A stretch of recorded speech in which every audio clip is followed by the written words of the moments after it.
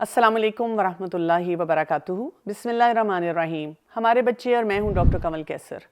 जब हम बच्चों की बात करते हैं तो अपने कुछ चैलेंजेस को भी साथ साथ देखते रहना चाहिए।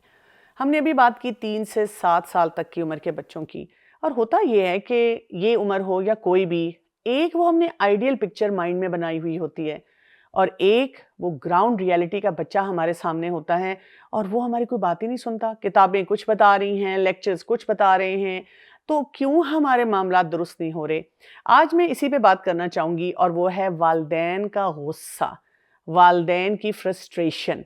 इसको मैनेज करना बहुत ज़्यादा ज़रूरी है, क्योंकि हम सब चाहते हैं कि हमारी ज़िंदगी बहुत अच्छी गुजरे। हम चाहते हैं कि हम बच्चों को डांटें ना, बच्चों को अपनी फ्रस्ट्रेशन में कुछ ताने ना दें, क्रिटिसाइज़ ना करें। हम ये भी चाहते हैं कि हमारे अपने बच्चों के साथ बहुत अच्छे हेल्दी रिलेशनशिप्स हों, और ज़ाहिर है हमने आखिरत के लिए काम करना है, हमने अल्लाह की रज़ा के लिए काम करना है। लेकिन ये हमारी ज़िंदगी ऐसी क्यों गुजर रही है कि बात बात पर हम चीख रहे हैं और चिल्ला रहे हैं, और सिर्फ हम बच्चों पे ही नहीं चीखते चिल्लाते, फिर शौहर और बीवी आपस में भी बहुत ज़्यादा तू तू मैं करना शुरू कर देते हैं। तो वालिदैन के लिए एंगर मैनेजमेंट बहुत ज़्यादा ज़रूरी है। आपका एक बच्चा है, आपके बहुत सारे बच्चे हैं, आपके एक बच्चे का चैलेंज है, आपके सब बच्चों का चैलेंज है।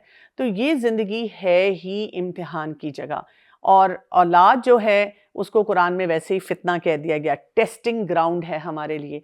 यहीं पे हमने अपने आप को कंपोज रखना है। तो ये गुस्सा होता क्या है?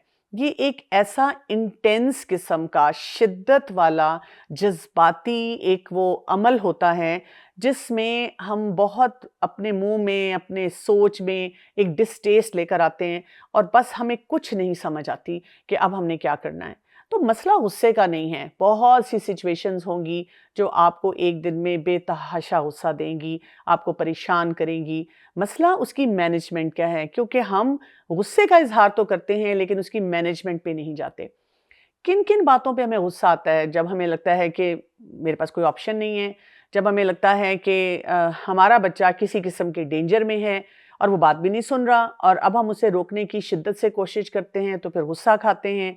जब हमें लगता है कि हमारे साथ कोई अनफेयर किस्म की ट्रीटमेंट कर रहा है, यानी इतनी मेहनत कर रहे हैं हम अपने बच्चों पे, लेकिन कोई ना कोई हमें बातें सुना के चला जाता है, हमें अपनी गलतियों पे भी बहुत गुस्सा आना शुरू हो जाता है। और इसी तरह से अगर कोई हमारा कंपैरिजन कर ले, हमारे बच्चे के साथ अनफेयर हो जाए, तो इन तमाम बातों पे हम बहुत ज़्यादा गुस्से में होते हैं।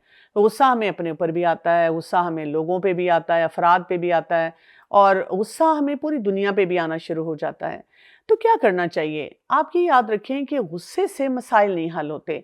आपको बहुत ज़्यादा फ़िज़िकल भी आप ऐसी मसलों में रहते हैं जिसमें मसलन लोगों को हेडेक होता है, लोगों को नींद नहीं आती है, लोगों का ब्लड प्रेशर हाई हो जाता है, लोगों को इस तरह की फ़िज़िकल बीमारियाँ होनी शुरू हो जाती हैं। लेकिन सबसे बड़ा मसला क्या है? जो इंसान गुस्से में रहता है, तो मसाइल नहीं हल होते। लिमिटेड प्रॉब्लम सॉल्विंग है। आप जो फ़ैसले करते हैं वो बहुत इम्पल्सिव हैं। तेज़ी में फ़ैसला करते हैं और उससे कुछ निकलता भी नहीं है। और हम कई दफ़ा ऐसे-ऐसे काम करते हैं कि अगर आप बाद में उसके बारे में सोचें, तो इंसान परेशान हो जाता है कि ये मैंने फ़ैसला किया था, ये मैंने कैसे ये फ़ैसला कर लिया था। तो हमारा दीन हमें ये सिखाता है कि जो शैतान है, वो गुस्से को लेकर आता है, और ये हमें टेम्प्ट करता है, ये उसका बहुत बड़ा वार होता है हम पे। और हमने क्या करना है? अपने ईमान को कमज़ोर नहीं होने देना, बल्कि इस गुस्से को मैनेज करना है।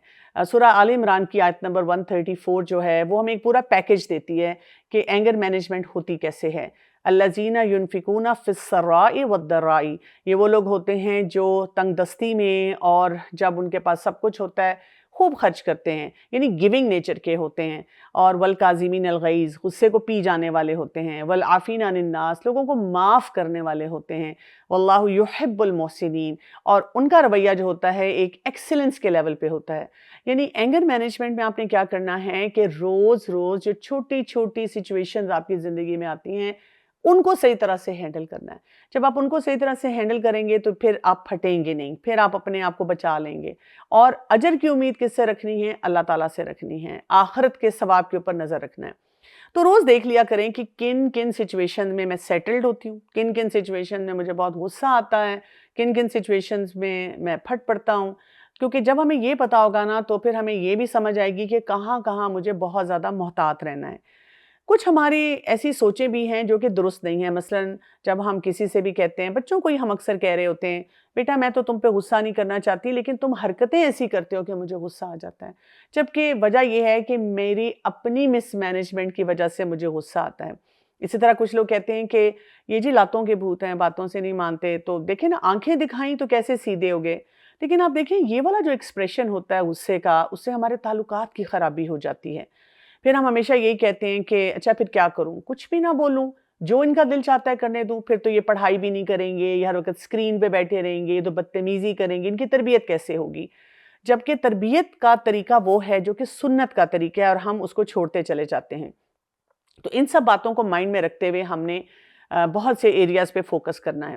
اچھا ہمارے ساتھ ہوتا یہ کہ ہم اپنے روز فیصلہ کرتے ہیں اپنے لیے کہ میں نے غصہ نہیں کرنا، میں نے غصہ نہیں کرنا، لیکن صبح ہوتی نہیں تو کسی نہ کسی بات پہ ہمارا امیگڈلا ہائی جیک ہو جاتا ہے۔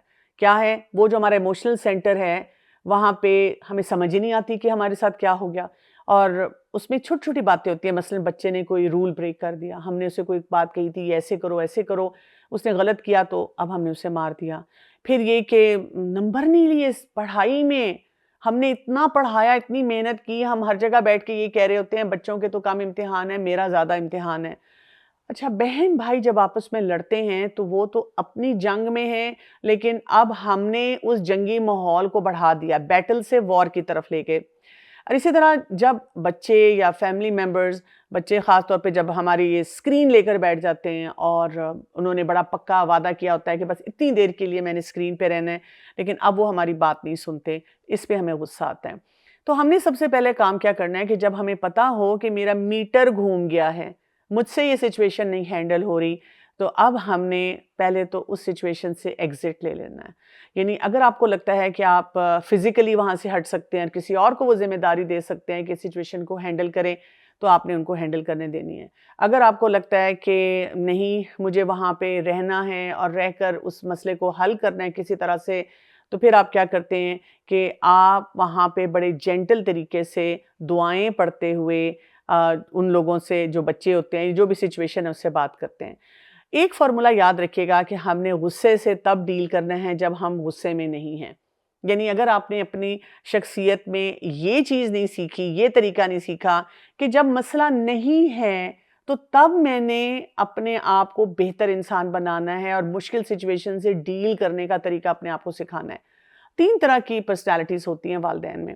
ایک ہوتے ہیں پیسو والدین۔ یہ کون سے والدین ہوتے ہیں؟ یہ جو ہے نا بچوں کو کچھ کہہ نہیں پاتے۔ یہ بچے جو ہوتے ہیں وہ ہر چیز پہ چڑھائی کرنا شروع کر دیتے ہیں۔ یہ بچوں کو ڈسپلن نہیں کر پاتے، یہ بچوں کو کنٹرول نہیں کر پاتے، یہ بچوں کو کوئی لمٹ نہیں دے پاتے۔